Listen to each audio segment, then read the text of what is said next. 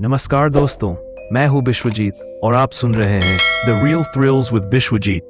आज की रात हम उठाएंगे पर्दा एक ऐसे रहस्य से जो सिर्फ डरावना ही नहीं, घातक भी है। हम बात करेंगे करण पिशाचनी साधना की। क्या है इसका सच? क्या इससे मिलते हैं अलौकिक शक्तियां, या फिर ये एक ऐसा फंदा है जो साधक को निगल जाता है? डॉक्टर सोनिया, आपका स्वागत है। धन्यवाद विश्वजीत। आज की कहानी सिर्फ एक डरावना किस्सा नहीं, ये एक चेतावनी है उन लोगों के लिए जो अंधेरे के रहस्यों से खेलना चाहते हैं। डॉक्टर सोनिया, सबसे पहले जानना चाहेंगे कि करण पिशाचनी साधना का जन्म कैसे हुआ? करण पिशाचनी की उत्पत्ति करणपुर गांव से जुड़ी है, जैसा कि हमने पिछले एपिसोड में बताया।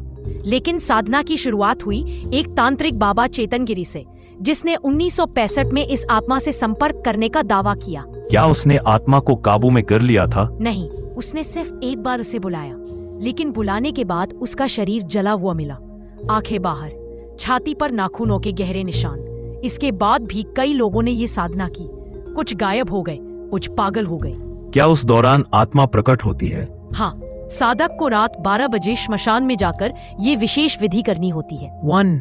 काले वस्त्र, नींबू पर रक्त से मंत्र लिखना, बड़ के पेड़ के नीचे अकेले बैठकर ओम कर्ण पिशाचनी स्वाहा का 108 बार जाप। अगर आत्मा को साधक योग्य लगे तो वो प्रकट होती है।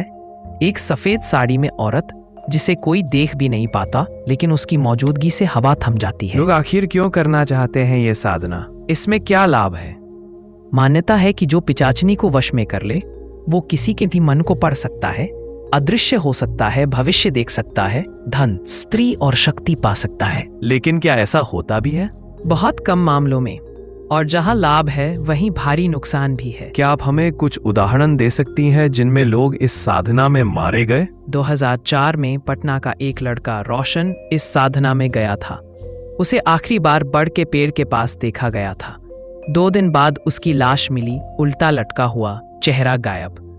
2012 में एक महिला पारुल ने इस साधना से मानसिक नियंत्रण का प्रयोग किया, लेकिन उसकी खुद की मानसिक स्थिति बिगड़ गई। क्या किसी ने इस आत्मा को पूरी तरह साधा है? एक तांत्रिक थे बालाजी शास्त्री, जिन्होंने दावा किया था कि उन्होंने उसे साध लिया है, लेकिन उन्होंने बाद में खुद आत्महत्या कर ली। उनकी मौत से पहले उन्होंने कहा था, जिसे मैंने बुलाया था, अब वो मुझे छोड़ नहीं रही। क्या ये सब सिर्फ मानसिक भ्रम हो सकता है? मनोविज्ञान कहता है कि अति ध्यान, अकेलापन और डर मस्तिष्क में हजारों भ्रम पैदा कर सकता है। लेकिन मैं कहती हूँ, पिशाचनी साधना सिर्फ भ्रम नहीं, ये आत्मा से जुड़ाव की प्रक्रिया है। क्या ये किसी विशिष्ट जाति, लिंग या उम्र से जुड़ी है? हाँ, ये साधना केवल पुरुषों के लिए होती है, क्योंकि पिशाचनी एक महिला आत्मा है जो अपने जीवन काल में पुरुषों से नफरत करने लगी थी। आपकी सलाह क्या है? क्या किसी को ये साधना करनी चाहिए? स्पष्ट शब्दों में, नहीं। ये साधना आपके शरीर, आत्मा और मस्तिष्क को निगल सकती है। क्या इससे मुक्ति संभव है? अगर आपने अनजाने में भी साधना शुरू कर दी और आत्मा प्रकट हो गई, तो मुक्ति सिर्फ एक अनुभवी तांत्रिक या श्री विद्या साधक ही दिला सकता है। डॉक्टर सोनिया, क्या आपने किसी लाइव साधना की रिकॉर्डिंग देखी है? हाँ, मुझे एक वीडियो मिला था जिसमें एक लड़का मंत्र पढ़ते हुए अचानक चिल्लाने लगता है, वो मेरी आत्मा खींच रही है। फिर कैमरा गिर जाता है। अगली सुबह उस जगह सिर्फ जली हुई मिट्टी थी। कहते हैं साधना अधूरी छोड़ दो तो आत्मा पीछा नहीं छोड़ती। बिल्कुल।